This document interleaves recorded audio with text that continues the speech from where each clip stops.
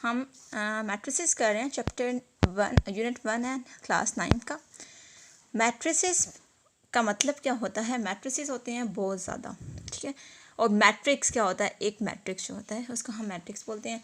अक्सर sometimes students को समझ नहीं आती मैट्रिसेस और मैट्रिक्स का होता है, इसलिए आपको थोड़ा सा बता दिया है।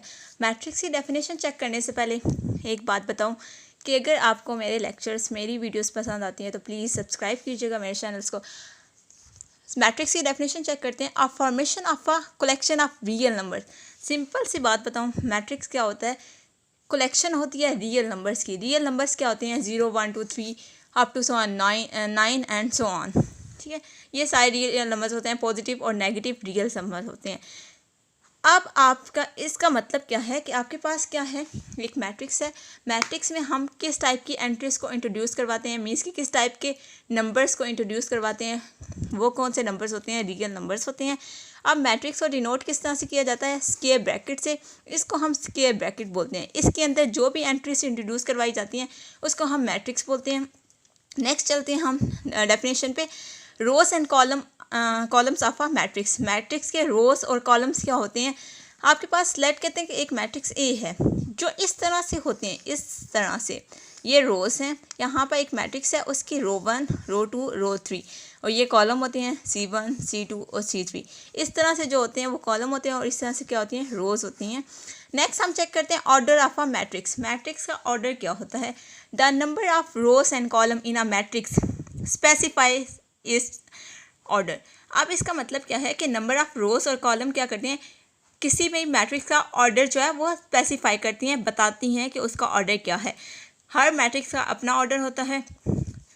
ऑर्डर है क्या ये देखते हैं जी। If a matrix A has m rows, m small m किसको डिनोट कर रहा है? रोज को। और स्मॉल n किसको डिनोट कर रहा है? कॉलम्स को। देन आपके पास एक मैट्रिक्स है 1 2 3 4 5 6। एक मैट्रिक्स मैंने बना लिया है। अब m स्टैंड फॉर रोज। यहाँ पे कितनी रोज हैं? रो 1 और रो 2, 2 रोज हैं। कॉलम कितने हैं? 1 2 और 3 कॉलम्स हैं। C1 C2 और C3।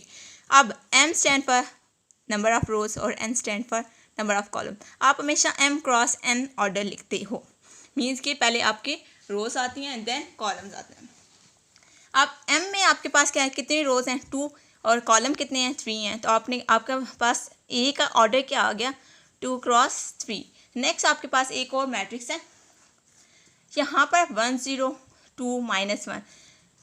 यहाँ पर नंबर ऑफ रोज कितनी है? रो 1 और रो 2। नंबर ऑफ कॉलम कितनी है? C1 C2।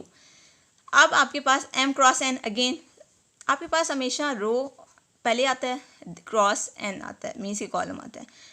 रो क्रॉस कॉलम होता है। नंबर ऑफ रोज कितनी है? 2 और नंबर ऑफ कॉलम्स कितने हैं? 2। तो आपके पास ऑर्डर इसका क्या आ गया? 2 क्रॉस 2। ऑर्डर बहुत मैटर करता है। नेक्स्ट आप जब क्वेश्चन स्टार्ट करोगे एक्सरसाइज के, वहाँ पर आपके पास ऑर्डर जो है वो समटाइम ऑर्डर जो है आपने फाइंड आउट करना होगा, तो इसलिए ये डेफिनेशंस बहुत इंपॉर्टेंट है। नेक्स्ट आपके पास क्या है? Equal matrices. इक्वल मैट्रिसेस के, अब यहाँ पे मैट्रिक्स उसने वर्ड यूज़ नहीं किया, मैट्रिसेस यूज़ किया। और इक्वल इट मीन्स के कोई 2 या 3 या ज़्यादा मैट्रिक्स होंगे जिनको हमें इक्वल रखना होगा, तो इसलिए हमने मैट्रिसेस का वर्ड यूज़ किया है। Let A and B be the 2 matrices. A और बी क्या हैं? 2 मैट्रिसेस हैं। Then A is set to be equal to B and denoted by A equal to B. Simple से उसने बात बोली है कि ए इक्वल टू बी कब होगा। कंडीशंस क्या हैं? Order of A equal to order of B. First condition क्या है? अगर एक मैट्रिक्स 2 क्रॉस 2 का है तो दूसरा मैट्रिक्स भी 2 क्रॉस 2 का होना चाहिए। अगर एक मैट्रिक्स 1 क्रॉस 1 का है तो दूसरा भी 1 क्रॉस 1 का होना चाहिए, मीन्स के सेम ऑर्डर का होना चाहिए। नेक्स्ट चीज़ क्या है? Their corresponding entries are equal. इसका क्या मतलब है? एग्जाम्पल चेक करेंगे। आपके पास ए मैट्रिक्स है, इसकी एंट्रीज क्या है? 1 3 -4 2। ये जो मैट्रिक्स के अंदर हम रियल नंबर्स को इंट्रोड्यूस करवाते हैं, इसको एंट्रीज बोला जाता है। 1 3 -4 एंड 2। नेक्स्ट आपके पास एक और मैट्रिक्स है b इक्वल टू 1 2 + 1 -4 4 -2। अब इसको सॉल्व करें। 1 2 + 1 3 -4 एंड 2 -2 2 आ गया। अब अगर आप चेक करें, ए के एंट्रीज और बी के एंट्रीज सिमिलर हैं, इस जो सेकेंड पॉइंट का मतलब क्या था, their corresponding entries are equal, means के इनके अंदर जो एंट्रीज इंट्रोड्यूस करवाई गई हैं वो सेम होनी चाहिए, एक जैसी होनी चाहिए। और दूसरा क्या चीज़ था, इनका ऑर्डर भी सेम है, 2x2 है, और इनकी एंट्रीज भी सेम है। तो आप क्या लिखोगे, A इक्वल टू B।